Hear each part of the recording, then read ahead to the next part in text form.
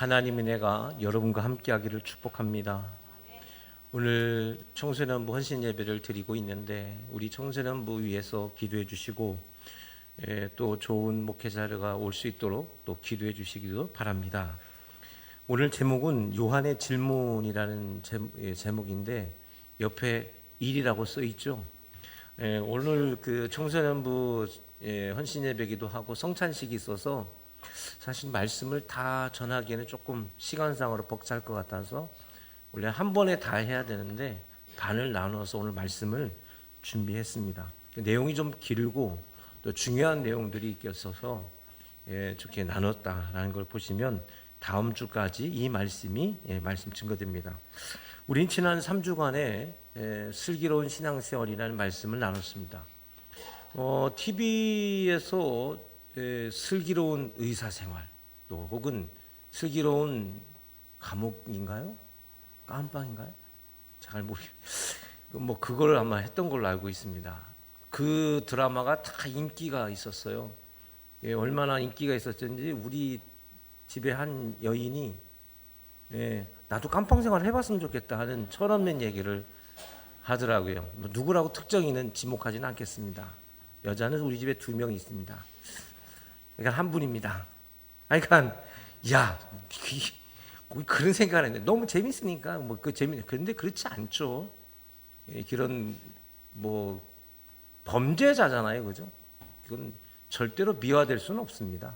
범죄자는 어떤 모양이라도 미화시킬 수도 없고 미화돼서도 안 된다는 건 제 철칙입니다. 또 의사가 된다는 것도 그렇습니다. 의사가 된다는 것도 말이 의사 방송에서 보면 되게 폼나고 대단해 보이지만 그 자리까지 가려면 거의 그 초등학교 이전서부터 그 30대 때까지 자기 개인의 삶은 없어요. 내 개인이 없고 거의 죽어라 공부만 해야만 그 자리까지 가지 그러지 않고서는 절대로 의사가 될 수 없습니다. TV에서 보는 것처럼 그렇게 멋지지만은 않은 것이 또 의사생활입니다. 얼마나 어려운지 몰라요. 공부를 얼마나 오랫동안 해야 합니까? 정말 힘들게 그 자리까지 가고 중학교, 고등학교 때 성적 조금만 나빠도 할 수가 없어요. 꾸준하게. 그게 힘든 일이죠. 여러분 우리가 신앙생활을 하는 거 나 혼자 신앙생활을 하는 건 그것도 쉽지 않은 거예요. 그런데 내가 누군가를 위해서 봉사하는 신앙생활, 내가 누군가를 위해서 섬기는 신앙생활을 한다는 것은 더 어렵습니다. 내가 개인이 교회 와서 예배만 잠깐 드리고 가는 신앙생활이 있는가 하면 이렇게 우리 성가대도 하고 또 아동부나 주일학교 또 여러 부서에서 선생님 봉사도 하고 여러 가지 봉사도 하고 또 오는 성도님들을 맞이하기 위해서 준비도 하는 그런 신앙생활은 사실은 쉬운 일이 아닙니다. 그만큼 시간도 내야 되고 그만큼 준비도 해야 되고 우리가 오늘 성찬식이 있는데 이거 그냥 막 준비하는 게 아니죠. 누군가는 또 빵을 준비해야 되고 포도주도 준비돼야 되고 그 전서부터 여러 가지 준비가 되어야만 아름답게 예배를 드릴 수가 있습니다. 사실 슬기로운 신앙생활을 한다는 것은 어려운 겁니다. 절대로 쉽지 않죠. 예수님의 제자들은 지금까지 자기만을 위한 인생을 살았습니다. 나만 오늘 먹고 살면 되는 인생이었어요. 근데 제자가 된다는 건 뭡니까? 제자가 된다는 것은 선생님처럼 살아간다는 거 아닙니까? 선생님처럼 살아가는 것. 그래서 1세기 예수님 당시에는 최고의 영광은 뭐냐면 선생님처럼 되는 사람, 그런 사람이 가장 그 영광된 삶을 산다라고 말했습니다. 그러니까 예수님의 제자들이 예수님처럼 제자가 예수님의 제자가 된다는 말은 예수님의 가르침을 내가 10가지의 가르침이 있을 때 그중에 하나 잘했다고 해서 잘한 이 제자가 아니라 예수님처럼 돼야 되는 거예요. 예수님처럼. 오늘날 우리 크리스찬들도 마찬가지입니다. 우리가 슬기로운 신앙생활을 한다고 하면은 근본적으로 내가 예수님처럼 된다는 뜻이에요. 할렐루야. 예수님처럼 된다는 말을 말하는 것이지 예수님께서 하신 말씀 중에 어떤 한 가지를 내가 잘했다라고 말하면 그것 슬기로운 신앙생활이 아니란 말입니다. 그게 아니에요. 예수님처럼 되는 거죠. 그래서 예수님은 1차적으로 이제 예수님의 제자가 되겠다고 했던 예수님의 12 제자들에게 첫 번째 갈릴리 사역을 시작하면서 원칙을 가르쳐 주신 것이 지난 3주간에 걸친 말씀이에요. 어떻게 말씀이 첫 번째 테마가 뱀처럼 지혜롭고 비둘기같이 순결하라 라는 말씀을 했어요. 그 다음에 두려워하지 말라 라는 말씀 드렸고, 세 번째는 고난이 있다는 겁니다. 근데 그 고난이 인내를 요구하는 고난이 아니라 결국 그 고난으로 말미암아 우리가 영광된 삶을 누리게 될 것이다 라는 이야기를 지난 3주간 동안 말씀했습니다. 기억이 나십니까? 기억이 나십니까? 목사님한테 희망을 줘야 되는데 누가 모르더라도 아이고 아멘이라도 해주면 희망이 생길 텐데 기억나십니까? 아유 감사합니다. 이렇게라도 희망이 생겨서 감사합니다. 자, 그러면서 이 이야기가 마치고 나서 오늘 11장으로 넘어가는데요, 1절을 먼저 한번 볼게요. 1절 다 같이 시작. 예수께서 12 제자에게 명하기를 시기를 마치시고 이에 그들의 여러 동네에 가르치시며 전도하시고 거기를 떠나 가시니라. 아멘. 요 얘기를 하고 나서 2장 2절로 넘어가죠. 요 11장 1절과 성경을 여러분 보시면 1절과 2절은 분리되어 있습니다. 요한의 이야기로 갑자기 넘어가 버리죠. 그래서 사실 이 마태복음 11장 1절 말씀은 앞에서 예수님께서 제자들을 파송하는 장면의 결론이 1절의 말씀이에요. 앞에서 있었는데 예수님께서 제자들을 산상에서 제자들을 특별 훈련을 시키시고 나와서 예수님께서 직접 보여주시고 그 다음에 제자들에게 가서 할 일을 가르쳐 주시고 난 다음의 결론이 1절 말씀이에요. 12제 명하기를 마치시고 이에 그들이 여러 동네가, 제자들이 뭐예요? 여러 동네로 다니면서 복음을 전하는 그 교회에서 떠났다라는 말씀으로 일단락 되는 거예요. 이게 결론입니다. 그래서 이 말씀을 듣고 제자들이 어떻게 했다는 겁니까? 떠났다라는 겁니다. 할렐루야. 우리 믿음의 사람들도 예수님의 말씀을 듣고 어떻게 해야 돼요? 세상으로 떠나는 거죠. 신앙생활의 가장 근본은 뭐냐면 말씀을 듣고 떠나는 데 있죠. 말씀을 듣고 그 자리에 머물러 있으면 주님이 원하시는 게 아닙니다. 이게 떠났더라까지로 이렇게 1차 갈릴리 사역이 마무리된 걸 볼 수 있습니다. 그러면서 2절로 한번 넘어가 볼게요. 2절로 한번 가볼까요? 2절 시작. 요한이 오게 해서 그리스도께서 하신 일을 듣고 제자들을 보내요. 갑자기 요한에 대한 이야기가 나오죠. 자, 1절과 2절 사이는 신학자들이 하는 대부분의 이야기는 시간적으로 역사적으로 11장 1절과 11장 2절과의 간격은 한 1년 정도 간격이 있다고 봅니다. 한 1년 정도. 그러니까 시간이 굉장히 많은 간격이 있는 거죠. 예수님의 공생애가 한 3년은 좀 넘게 되거든요. 한 3년 반쯤 된다고 하기도 하고요. 그래요. 근데 우리가 대체로 3년 정도 된다고 하는데 요 1절과 2절 사이가 1년이 된다고 하니까 사실은 굉장한 시간적 갭이 있다고 볼 수가 있습니다. 그런데 2절에 보니까 요한이 지금 어디에 있어요? 옥에 있죠. 요한이란 이름은 너무 흔해가지고 정확하게 말을 해줘야 되는데 예수님의 제자 중에도 요한이 있지만 여기서 요한은 누굽니까?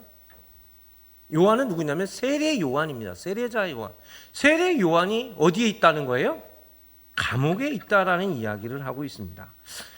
이 이야기는요, 사실은 이때 당시에 최고의 스캔들이었어요. 최고의 스캔들. 우리나라에도 끊임없이 여러 스캔들들이 막 일어나고 있죠. 뭐 여러 가지 문제점들도 많이 일어나고 있는데 이 이야기는 이때 당시 사람들한테 굉장한 스캔들이었습니다. 한번 헤롯의 가계도를 한번 볼까요? 자, 여기 보면 여기 헤롯 대왕이 있습니다. 헤롯 안티파트로스 2세의 아들 헤롯 대왕이 있는데 이 헤롯 대왕의 아내들 중에 마리암네라는 사람이 있고 마리암네 2세가 있고요. 여기 뭐라고 되어 있습니까? 말디스라고 있죠. 말다스라고 있죠. 이렇게 아내들입니다. 이게 아내들. 그 아내들 중에 이 헤롯이 굉장히 정치적 수완이 있어가지고 과거 이 로마 황제에게 굉장한 그 신뢰를 얻어서 이 팔레스틴 전체를 다스리는 왕으로 있었습니다. 이게 로마의 특징이라겠죠. 그래서 헤롯이 왕으로 있었는데 또 그 중에 몇 개월 지역은 총독이 다스린 지역이었습니다. 그래서 이 왕이 나라에 세금을 바치고 여기를 자기가 나름 다스리게 되는 겁니다. 근데 헤롯이 죽고 났습니다. 이제 헤롯이 있었을 때 예수님이 태어나고 헤롯이 죽고 나서 예수님이 갈릴리로 돌아오시게 되는 거죠. 그때 갈릴리의 분봉왕이 누구였냐면 요 헤롯 안티파트로스라는 사람입니다. 요 사람이에요. 요 헤롯 안티파트로스라는 사람이 여기에 이 갈릴리, 즉 이 아들들 중에 여기 아들들이 그 지역에 뭐가 되냐면 그 분봉왕이 되는데, 예수님께서 활동하셨던 갈릴리 지역에는 헤롯 안티파터가 그 지역의 분봉왕이었습니다. 자, 그런데 그의 이복형 마리암네 아들 헤롯 빌립 1세죠. 이 이름과 이 이름이 같은 이름입니다. 이름이 같습니다. 여기 빌립 2세라고 되어 있는데 여기하고 이름이 같아요. 마리암네 1세가 마리암네 2세가 있는데 요 마리암네 2세가 헤롯 대왕의 부인이었습니다. 왜 이 헤롯이 마리암네를 자기로 부인을 만들었냐면, 이 마리암네 2세는 당시 대제사장의 딸이었습니다. 그리고 이 집안은 대대로 하스몬 왕가, 즉 왕족의 딸이었어요. 그러니까 헤롯이 이 여인과 결혼했던 이유는 뭐냐면, 이 여인과 결혼을 해야 자기의 이 팔레스틴 전체에 뭐가 생기는 겁니까? 정통성이 생기기 때문에 일부러 이 여인과 결혼을 하게 된 겁니다. 일부러 정략적으로 결혼하게 된 거죠. 그래서 이 사람이 태어난 헤롯 빌립이고, 이 사람이 또 이 말다스라는 여인이니까 이 사람은 이 사마리아 여자예요. 이거 말 그대로 이 사람은 나름대로 정책적으로 했지만 여기는 그냥 결혼한 사람입니다. 그 아들이 헤롯 안티파트로스고 헤롯 빌립인데, 이 헤롯 빌립은 헤로디아와 결혼을 하죠. 헤로디아는 바로 이쪽 아스토블로스, 여기도 집안이 뭐예요? 마리암네 1세, 2세가 다 하스몬 왕가 집안의 집안 사람들입니다. 이 헤로디아가 사실은 따지고 보면 굉장한 뭐예요? 가문에서 태어난 집안 혈통이 굉장한 혈통을 가진 헤로디아가 혈통입니다. 빌립도 마찬가지죠. 근데 자기 이복 동생하고 결혼을 하게 조카와 결혼을 하게 되는 겁니다. 조카하고 이렇게 결혼을 하게 됩니다. 결혼을 하게 되죠. 집안의 정통성이 딱 생겨진 거죠. 집안의 정통성이 생겼는데, 이 헤롯 안티파트로스는 굉장히 정치력도 뛰어나고 욕심도 많았습니다. 반면 헤롯 빌립은 자기는 분봉왕이 되지 못해요. 땅을 차지하지 못합니다. 정치적 욕심도 없었습니다. 근데 헤로디아는 굉장한 욕심이 많은 여성이었어요. 근데 이 안티파트로스는 이 다른 그 여인과 결혼을 하는데 나바테아 왕국의 딸과 결혼을 하게 됩니다. 근데 나바테아 왕국의 딸과 결혼했는데 여기서 나름대로 왕을 하고 있는데, 문제는 뭐냐면 이 지역 전체가 자기가 또 경건 왕이 되려면 자기 어머니는 사마리아 사람이고 부인도 이방 여인이니까 이렇게 해가지고는 자기가 이 유대인들과 이 팔레스틴 지방에서 성공할 수 없겠구나 싶어가지고, 자기가 왕이지만 그래서 자기 첫 번째 부인과 이혼을 하고 자기 조카인 자기 제수씨, 이게 죽었습니다. 제수씨를 갖다 자기 부인으로 만들어 버린 거예요. 이게 엄청난 스캔들이 일어나게 됐습니다. 이스라엘 백성으로서는 도저히 용납할 수 없는 일이 생기게 된 겁니다. 결론적으로 말씀을 드리면, 이 헤롯 안티파터가 이 헤로디아하고 결혼하는 바람에 이것 때문에 문제가 돼서 나바테아 왕국에서 쳐들어와 가지고 말이죠. 결국은 이 첫 번째 부인과 이혼하는 바람에 그래서 막 전쟁이 일어나게 되고, 그때 이 로마의 그 황제가 도와주라고 수리아의 왕한테 도와주라고 했지만 일부러 천천히 가요. 다 무너질 때까지. 전쟁 다 끝날 때 가가지고 쳐가지고 나바테아 왕국을 쫓아내고 그 지역을 갖다가 정리를 하게 됩니다. 근데 나중에 이 헤로디아가 욕심을 부려가지고 자기 오빠를 이 로마 황제한테, 이 오빠가 나쁜 사람입니다. 오빠가 그때 당시 황제가 칼리큘라라는 사람인데, 칼리큘라 가까워 지내니까 우리가 이 오빠를 갖다가 이렇게 고소했다가 나중에는 이 반역죄로 말미암아 이 두 사람이 갈리아로 유배당해서 거기서 죽게 되는 불행한 인생을 살아가는 사람들이 헤로디아와 그리고 이 헤롯 안티파터입니다. 그 이야기가 유명한 뮤지컬 지저스 크라이스트 슈퍼스타? 지저스 크라이스트 슈퍼스타라는 뮤지컬에 요 내용이 나와요. 여러분 왜 유명한 그 뮤지컬 뭐 연말쯤 되면은 항상 뭐 나오지 않습니까? 지저스 크라이스트 슈퍼스타라는 뮤지컬에 보면 그 내용이 아주 재미나게 나오는데 이 헤롯 안티파스가 결국은 세례 요한이 늘 꿈에 나타나 가지고 그냥 악몽에 시달리다가 죽는다고 하지 않습니까? 요 얘기는 정설이 아니고 그 이야기가 있습니다. 그래서 이 사건이 터지게 됐는데 이 결혼할 때만 해도 이 헤롯 안티파터가 굉장한 권세가였습니다. 그래서 아무도 이 부분에 대해서 말을 못했어요. 너 잘못됐다. 이게 뭐 하는 짓이냐? 잘 있는 부인하고 이혼한 거다 나쁜 거고, 또 얘가 또 사마리아 사람의 아들이니까 혈통 자체도 나빠요. 말이 안 되는 거예요. 왜? 사마리아는 가지도 않는데 사마리아 사람하고 결혼한다는 건 뭐예요?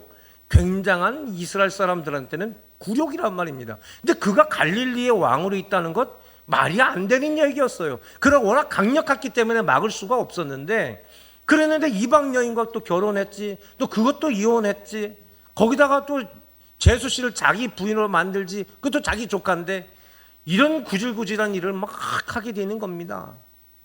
말이 안 되죠. 고대 역사는 말이 안 돼도 다 그랬습니다. 뭐 때문에? 권세를 위해서라면 무슨 짓도 다 했던 시대의 사람들이었습니다. 그래가지고 마치 벌거벗은 임금님 얘기처럼, 왜 임금님이 벌벗고 돌아다니는데 사람들이 다 임금님은 좋은 옷 입었습니다, 멋지다 박수만 쳐주고 있는 어린아이가 임금님 벌거벗었다고 이렇게 말하지 않습니까? 그것처럼 아무도 말을 못하고 있었어요. 아무도. 그때 그 시대에 울분이 있었던 혁명가였던 이 세례 요한이 이 이야기를 한 거예요. 이런 천인공노할 짓이 어디 있느냐라고 백성들 앞에서 이 사건들을 퍼뜨리기 시작합니다. 문제는 세례 요한을 당시 사람들은 선지자로 보았고 위대한 선생님으로 보고 있었기 때문에 사람들은 이 세례 요한을 굉장히 존경했고 세례 요한을 따랐습니다. 뿐만 아니라 세례 요한은, 이 사람은 제사장 가문의 사람 아닙니까? 그러다 보니까 많은 사람들이 세례 요한을 따랐어요. 근데 헤롯 안티파트로스의 입장에서는 헤롯이 계속 이 세례 요한이 말을 하고 돌아다니면 그냥 모르고 지나갈 수 있느냐. 그때 당시가 뭐 신문이 있으니까 뭐가 있습니까? 잘 모를 수도 있는데 계속 얘기하다 보면 민심이 심각한 문제가 생길 수 있기 때문에, 그래서 요한을 어디요? 감옥에 집어넣게 됐던 역사가 일어나게 된 겁니다. 자, 그런데요, 다시 성경 2절로 한번 들어가 볼게요. 자, 근데 마태가요 1절부터 2절 사이에 시간이 있는 것처럼 이런 이야기는 빼고, 이런 있던 스토리들은 딱 빼버리고 요한이 지금 옥에 있다는 얘기만 하죠. 이런 어떤 과정 때문에 옥에 있다는 얘기는 안 하고 그냥 옥에 있다는 얘기만 하고, 그러면서 요한의 그 속내를 이야기합니다. 요한의 속내가 뭐냐면 그리스도께서 하신 일을 듣고 제자들 보냈다라는 얘기가 이렇게 진행되는 걸 볼 수 있습니다. 감옥에 있었던 지난 1년 동안 예수님의 소식을 들었습니다.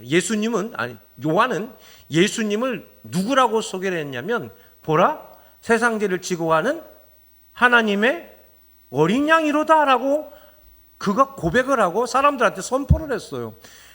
보라, 세상죄를 지고 가는 하나님의 어린 양이로다 라고 말했을 때 이 말은 이 사람이 누구라는 얘기예요. 이 사람이 우리의 메시아다라는 얘기입니다. 구약에서 말하는 그 메시아, 우리가 기다리고 있던 그 메시아가 드디어 오셨더라 라고 요한은 사람들 앞에서 공히 증명했습니다. 요한의 이야기예요. 근데 자신의 제자들에게 들은 소식을 들어보니까 뭔가 이상해요. 자신이 기대했던 메시아, 자기가 상상하고 자기가 그리고 있던 메시아는 전혀 다른 행보를 보여준단 말입니다. 그래가지고 이 요한에게 굉장한 이 근심이 생기게 된 겁니다. 그래서 요한은 제자들을 불렀습니다. 제자들을 불러서 이 요한이 아주 의미심장한 얘기를 해요. 저도 어렸을 때 이 성경 이 부분을 읽을 때 3절 한번 가볼게요. 저는 상당히 의심이 많아요. 이게 도대체 무슨 말일까? 요한이 믿음이 없다는 얘기일까?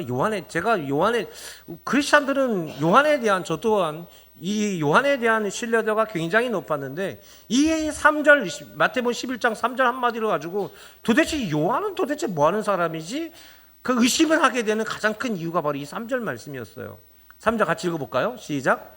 예수께 여짜오되 오실 그이가 당신이 오니까 우리가 다른 일을 기다리오리까?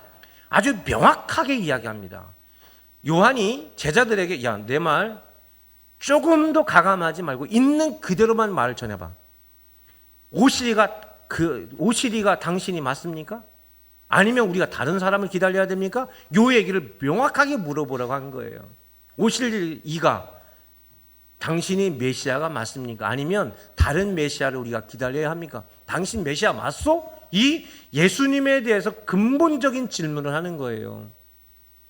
그러니 우리가 앞에서 보라 세상죄를 지건 하나님의 어린 양이로다라고 말할 때 세례 요한과 이 3절에서의 세례 요한은 예수님에 대한 고백이 전혀 다르죠. 전혀 다르다는 것을 우리는 이 장면에서 볼 수가 있습니다. 요한이 말한 건 뭡니까? 당신 정말 메시아가 맞습니까? 아니면 우리가 다른 사람 기다리는 근본적인 질문을 해요. 그러면 요한은 왜 이런 질문을 하고 있을까? 예? 요한은 왜 도대체 이 질문을 하는 거예요? 도대체 그러면 이 질문을 할 때는 결국은 요한은 어떤 메시아를 기대했고 어떤 메시아가 올 것이라고 생각했는가? 그 부분을 우리가 한번 생각해야 봐야 되겠죠. 왜냐하면 요한이 이 질문한 이 질문에는 당시 유대인들의 메시아관이 그대로 담겨 있기 때문에 그렇습니다. 그들이 기대하는 메시아가 도대체 누구냐? 이사야 35장 4절에서 6절까지 말씀이 나와요. 메시아. 자, 4절에서 6절까지인데 같이 읽어봅시다. 시작. 겁내는 자들에게 이르시기를 굳세어라 두려워하지 말라. 보라 너희 하나님이 오사 보복하시며 갚아주실 것이라. 하나님이 오사 너희를 구하시리라 하라. 그때 맹인의 눈이 밝을 것이며 못 듣는 사람의 귀가 열릴 것이며 그때 저는 자는 사슴같이 뛸 것이며 말 못하는 자의 혀는 노래하니니 이는 광야에서 물이 솟겠고 사막에서 시내가 흐를 것임이라. 아멘. 자, 4절 말씀을 한번 다시 보세요. 4절 말씀에 보면 4절 말씀이 이렇게 되어 있죠. 이사야 35장 4절 보면 하나님께서 보내실 그 메시아가 오늘 하나님이 오신다는 거죠. 메시아가 온다는 거예요. 그가 오셔서 가장 먼저 하실 일이 뭐예요? 보복이죠. 갚아줘. 보복하는 거예요. 복수하는 거예요. 그렇죠. 즉, 이 4절의 이야기는 뭐냐면 메시아가 오셔서 하실 일입니다. 그리고 5절과 6절은 뭐예요? 그 하나님 이 땅 가운데 임재하셨다는 의미를 담고 있습니다. 오셔서 하실 일은 뭐냐면 복수하는 겁니다. 그들의 메시아가 어떤 메시아? 복수하는 메시아. 우리 신앙생활하면서 이런 생각 많이 가지고 있죠. 내가 예수님께 신앙생활하고 기도하면서 나한테 못되게 구는 사람, 하나님 저거 한번 손봐주세요. 그러지 않습니까? 그러지 않기를 바랍니다. 그러지 않기를 바라요. 그건 좋지 않은 기도입니다. 절대로 좋지 않은 기도.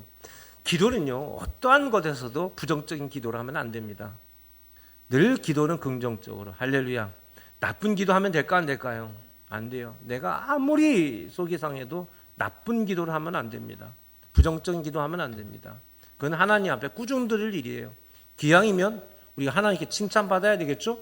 근데 이들이 가지고 있던 건 뭐냐? 메시아가 오면 뭐 한다? 복수한단 말이에요. 복수한다. 그게 메시아의 하실 일, 메시아의 사역이보다 복수가 사역인 겁니다. 그리고 뭐예요? 맹인이 눈이 밝고, 이 이야기는 뭐냐면 하나님의 나라가 임했다는 뜻을 이렇게, 하나님이 임재하고 나면 하나님이 이곳에 오시기만 하면 이런 역사가 일어나게 된다라는 이야기입니다. 다시 본문으로 돌아가면 오늘 본문 4절과 5절 말씀을 한번 넘어가 볼게요. 오늘 본문 4절과 5절 넘어가면 이렇게 되어 있습니다.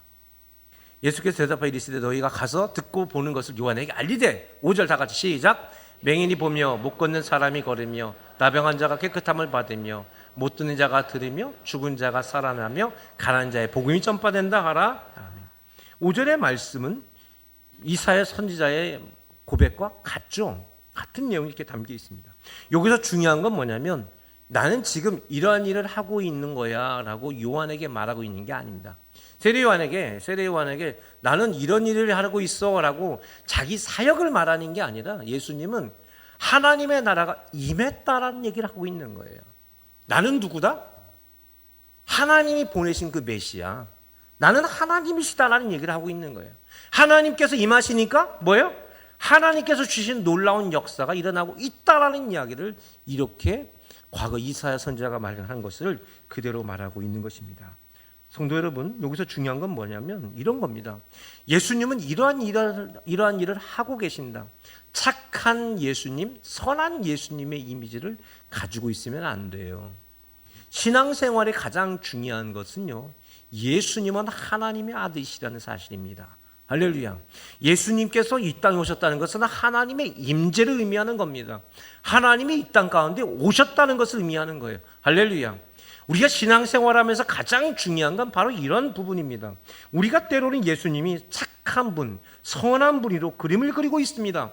그러다 보니까 예수 믿는 사람들, 교회들은 늘 착하고 선한 일만 해야 그게 우리의 진정한 모습인 줄 알고 있습니다. 그러나 예수님의 존재는 뭐냐면 하나님의 나라가 그분과 예수님 오심으로 하나님의 나라가 이 땅에 임재했다는 이야기를 하고 있는 거예요. 굉장한 종말론적 메시지입니다. 할렐루야. 우리가 예수 믿고 교회 다니고 이곳에 있다는 것은 하나님의 나라가 이미 임재했다는 이야기를 이 말씀에서 하고 있는 것입니다. 이것이 우리가 믿는 예수 그리스도, 즉 착한 예수가 아니라 하나님 예수입니다. 할렐루야. 그런 의미가 담겨 있는 겁니다. 그런데 요한이 감옥에서 듣자니까 예수님이 무슨 일을 하고 있어요? 맹인들, 못 걷는 사람, 나병 환자 이런 사람들을 만나고 다닌단 말입니다. 요한이 봤을 때는 메시아가 아닌 거예요. 메시아는 뭐 해야 됩니까? 와서 복수를 해야 되는 거예요. 그래야 메시아예요. 메시아가 복수를 안 하면 뭐예요? 메시아가 아닌 거란 말이에요. 당시 팔레스타인 사람들 사이에서 여러분 맹인, 앞을 못 보는 사람들, 맹인들, 못 걷는 사람들, 이 지체 장애자들, 나병 환자들 이런 사람은 장애자들이죠. 팔레스타인 사회에서 장애자들은 뭡니까? 성경에서 장애자들은 뭐예요? 1세기 장애자들은 다 죄인이죠. 죄인이에요. 그러니까 요한의 시선에서 봤을 때는 예수님이 지금 뭐하고 다니는 거예요? 죄인들을 만나고 다니는 거라고요. 죄인들을. 메시아는 뭐 하는 분입니까? 복수하는 분, 안갚음하시는 분인데 복수, 안갚음은 천영? 뭐 하는 거예요? 죄인들을 만나고 다닌다는 겁니다. 이렇게 한가할 수가 없는 거죠. 복수한다는 말이 뭡니까? 복수한다는 것이 국가적으로 복수하게 되면 이건 혁명이 되는 겁니다. 즉 요한은 자기가 혁명가인 것처럼 메시아는 자기보다 더 앞선 강력한 혁명가로서 메시아 그분을 기다리고 있었고 기대하고 있었는데 요한이 가지고 있던 그 그림은 당시 유대인들 모두가 가지고 있는 그림이었습니다. 혁명가 예수, 그가 오기를 바랬던 겁니다. 자, 그런데요, 이사야 61장 1절과 2절에 보면 이런 말씀이 있어요. 같이 읽어봅시다. 시작. 내게 내리셨으니 이는 여호와께서 내게 기름을 부으사 가난한 자에게 아름다운 소식을 전하게 하려 하심이라. 나를 보내사 마음이 상한 자를 고치며 포로된 자에게 자유를, 갇힌 자에게 노임을 선포하며 여호와의 은혜의 해와 우리 하나님의 보복의 날을 선포하여 모든 슬픈 자를 위로하되, 뭐라고 되어 있습니까? 속신 자를 위로하되 갇힌 자, 또 포로된 자 이런 사람들을 다 해방시키시고 복수해서 슬픈 자를 위로한다, 이렇게 되어 있어요. 자, 여러분, 지금 누가 갇혀 있어요? 자기가 갇혀 있죠. 자기가. 나는 어떤 사람이에요? 죄인이에요? 의로운 사람이에요? 자기는 의로운 사람이죠. 그렇죠? 자기는 의로운 사람이에요. 나는 의로운 사람이에요. 불의에 한거한 사람이에요. 죄가 있어서 감옥 온 사람이 아니에요. 그렇죠. 그런데 예수님이 만나는 사람들은 의로운 사람이에요? 죄인이에요? 죄인이에요. 그러면 메시아가 죄인을 만나줘야 됩니까? 의인을 만나줘야 됩니까? 메시아가 죄인을 만나줘야 돼요? 의인을 만나줘야 돼요? 의인을 만나줘야 되는 거겠죠. 요한의 입장에서는. 그렇죠. 여러분, 그러면 이 말씀대로라면 예수님께 이 땅에 오셔서 의인을 만나주신다고, 의인만 만나주셨다면 여기 계신 분들 중에 예수님 만날 수 있는 사람 몇 명 될까요?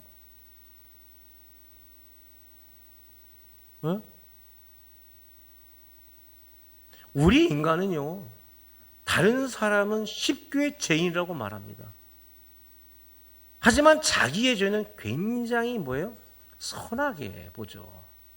그래서 자기는 의롭다 생각하는 사람들이 많습니다. 표현을 못할 뿐이죠. 세례 요한도 뭐 하는 거예요?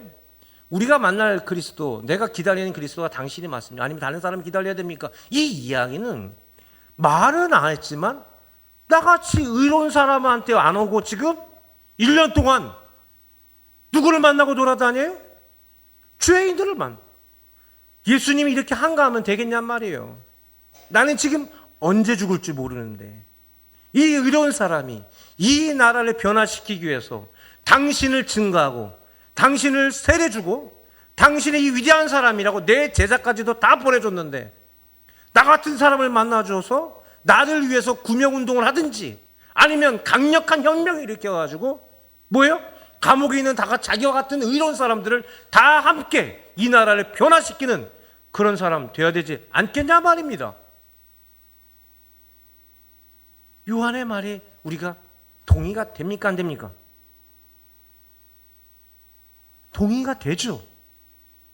여러분이 만약에 복음을 위해서 하나님의 나라를 위해서 내가 감옥에 갇혔다든지 어려운 일을 당하게 되면 요한 같은 이런 생각은 안 하겠냔 말이에요. 나를 만나러 와야지. 나한테 와줘야지. 근데 나는 만나주기는커녕 뭐예요? 저 쓸데없는 죄인들, 버림받아야 될 그 죄인들을 왜 찾아가냔 말이에요. 그 사람들은 애시당초 구원받을 백성이 아니에요. 백성이 아니라고요. 이들의 입장에서는. 그들의 입장에서는 절대로 이들이 구원받을 대상이 아닌데. 자, 요한은 어떤 사람입니까? 마태복음 3장 7절에서 11절까지 말씀해 보면 마태복음 3장 7절 11절 제가 읽어드릴게요. 요한이 많은 바리새인들과 사두개인들이 세례 베푸는 데로 오는 것을 보고 이르되 독사의 자식들아 누가 너희를 가르쳐 임박한 진노를 피하라 하더냐. 처음부터 요한이요 강력한 메시지를, 이거 예수님이 하신 말씀이 아니라 요한이 한 말이에요. 세례 주면서 백성들이 이렇게 계몽했습니다. 그때 당시 당국자들을 얼마나 많이 비판했는지 모릅니다. 회개에 합당한 열매를 맺으라. 속으로 아브라함이 우리 조상이라 생각하지 말라. 내가 너희에게 이르노니 하나님 등이 이 돌들로도 아브라함 자손이 되게 하리시리라. 맞죠? 도끼가 이미 나무 뿌리에 놓였으니 이게 뭐예요? 이거 다 잘라버릴 때가 됐다는 얘기입니다. 11절을 같이 읽어볼까요? 시작. 나는 너희로 회개하기 위하여 물로 세례를 베풀거니와 내 뒤에 오시는 이는 나보다 능력이 많으시니 나는 그의 신들기도 감당하지 못하겠노라. 그는 성령과 불로 너희에게 세례를 베푸시라. 이 말씀을 잘못 오해해서 성령의 불로 말하는데 성령과 불은 각각 의미가 다르죠. 성령은 뭡니까? 구원과 생명을 말하죠. 불은 뭐예요? 심판과 죽음을 말하는 겁니다. 그러니까 이 예수님은 구원자, 심판하실 분으로서 구원자와 멸망당할 자를 구분하실 것이다. 이게 요한이 본 복수의 개념이었습니다. 우리가 이 말씀에서 보았던 것처럼 요한은 굉장한 정체성을 가지고 있었고요. 혁명가 의식을 가지고 있습니다.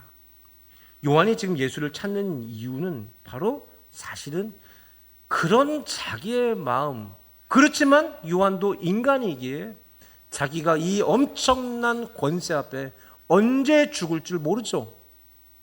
그 불안감과 걱정, 또 근심 때문에 견딜 수가 없는데 시간이 지나도 예수님은 자기를 찾아오기는커녕 또 구명활동이나 요한에 대한 이야기를 하기는커녕 아니면 이 헤롯 안티파스의 이 잘못된 이 스캔들에 대해서 어떻게 이렇게 더러운 짓을 할 수 있겠느냐라는 이러한 얘기는 이런 방구 예수님 말씀 안 하잖아요.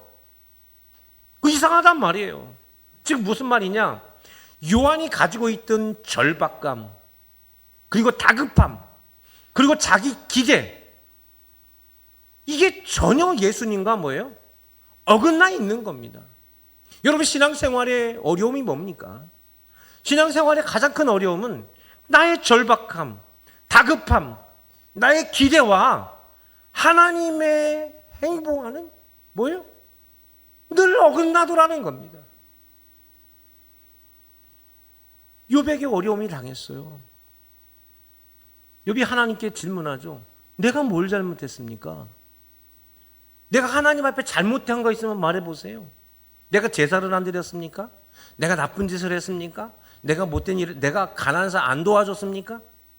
신앙적으로도 바르게 살아가고 노력했고 세상적으로도 옳은 삶을 살아갔는데, 그렇다면 내가 이렇게 절박하고 내가 이렇게 다급하고 내가 이렇게 힘들다면 뭔가 나한테 대책이 있어야 될 거 아닙니까? 나의 절박함, 나의 다급함, 나의 기대. 그런데 하나님은 아무런 사인을 주지 않습니다. 그렇죠? 아무런 사인을 주지 않으세요. 우리의 신앙생활의 어려운 점이 뭡니까? 바로 이러한 점이 가장 어려운 점 아니겠어요? 오늘 보면 6절로 한번 가볼게요. 오늘 보면 6절. 이 말씀은 다음 주에 이어서 말씀드리겠는데 같이 읽어볼까요? 누구든지 나로 말미암아 실족하지 아니하는 자는 복이 있도다. 아멘. 다음 주 이 말씀 더 진행되겠지만 우리의 신앙의 가장 큰 어려움은 어디에 있습니까? 바로 이 부분이죠. 여러분, 제가 늘 이 말씀을 여러분들에게 하시죠. 하나님은 옳은 일을 하시는 분입니까? 하나님은 옳은 일을 하시는 분이 아닙니다. 여러분 아셔야 돼요. 하나님은 옳은 일을 하지 않습니다. 하나님이 하시는 일은 늘 옳습니다. 전혀 달라요. 내가 생각하는 그 옳음에 합당한 삶을 사시는 분이 하나님이 아니세요. 하나님이 하시는 일은 늘 옳다. 그게 우리의 신앙입니다. 하나님은 창조주이십니다. 믿습니까? 나의 주인이 누구십니까? 하나님이시죠. 오늘날 우리 현대인들의 신앙적 접근은 뭐냐? 하나님이 창조주이신 것은 맞습니다. 그러나 내 주인은 하나님이 아닙니다. 내 삶의 주인은 누구예요? 나죠. 그래서 내가 살아가면서 이러한 일 저러한 일이 있을 때 창조주는 반드시 뭐예요? 나의 기대에 부응해야 된다고 생각하는 겁니다. 근데 하나님은 내 기대에 부응하지 않으시죠. 그러니 우리는 신앙에 뭐가 생깁니까? 괴리가 생기는 거예요. 교회를 나가서 뭐 하나? 내가 11조를 해서 무엇 하나? 내가 이렇게 헌신하면 무엇 하나? 왜요? 내 기대에 부응하지 않기 때문에. 사람들의 기대, 사람들의 욕심은 무엇으로도 채울 수가 없어요. 억만금을 주어도 채울 수가 없는 게 사람의 욕심이죠. 그러다 보니까 사람들이, 현대인들이 어떻게 변화됩니까? 채울 수 없는 자기 자신의 욕망을 깨닫고 이제 비우려 합니다. 그래서 어디 가서 명상하고 참선합니다. 이게 얼마나 어리석은 생각인지 모릅니다. 이게 왜 그래요? 하나님은 창조주신 건 맞는데 뭐는 아니에요? 내 삶의 주인은 아닌 겁니다. 여러분들의 마음속에 그런 마음을 가지고 있으면 아직 하나님은 여러분의 주인이 아닙니다.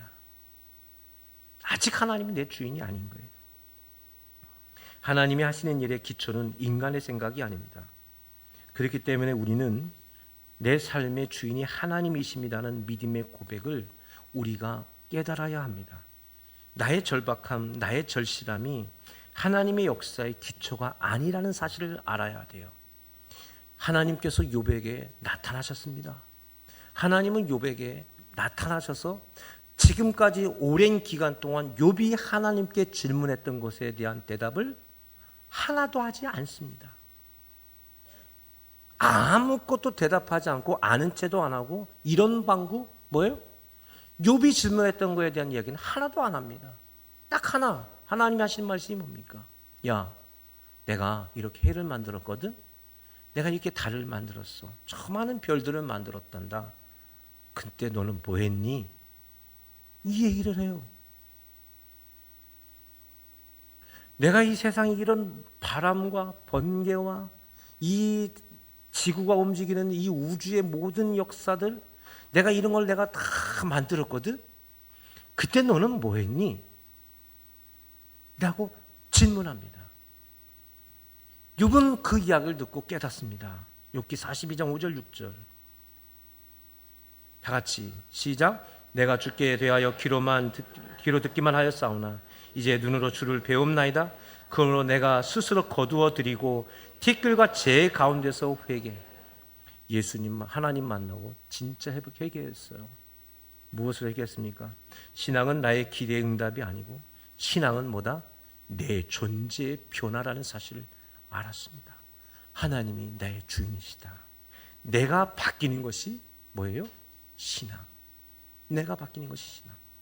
다음 주에 이 말씀을 더 이어가겠지만 오늘 말씀을 기억하면서 여러분, 신앙의 근본은 내 기대가 얼마나 충족되는 것이 아니라 하나님의 이름으로 내가 얼마나 변했는가를 보시기 바랍니다. 그렇다면 여러분들이 얼마나 하나님을 주로 섬기고 살았는지를 찾아낼 것입니다. 기도하겠습니다. 아버지 하나님, 오늘 말씀을 기억하면서 우리의 삶의 가장 근본적인 신앙의 변화가 무엇인지, 신앙을 가지고 살아간다는 것이 무엇인지를 이 요한의 질문을 통해서 깨닫게 하여 주옵소서. 우리 주님 예수님 이름으로 기도드립니다. 아멘.